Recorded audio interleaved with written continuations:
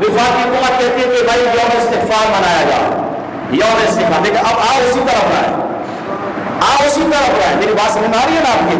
آنا اسی طرف ہے، آج یوم استغفار منایا جائے. اب میں حکومت وقت سے کہنا چاہتا ہوں قوم کے دن بھر استغفار ہی کر رہی ہے، لیکن اب استغفار آپ نے بھی کرنی ہے، استغفار آپ نے بھی کرنی ہے. آپ نے اپنے گناہوں کی معافی مانگنی. جو سنگین جرم آپ نے کیا نام سے رسالت کے حوالے سے، وہ آپ اللہ کی بارگاہ میں توبہ کریں. کیونکہ جب وقت کے حاکم ذلیل ہوتے ہیں نا تو پوری قوم ذلیل ہوتی ہے. جب وقت کے حاکم کم ہوتے ہیں نا، جب وقت کے حاکم بے عمر ہوتے ہیں نا، تو نہ کہ اپنی پوری قوم کے نیچے سے یہی حال ہوگا.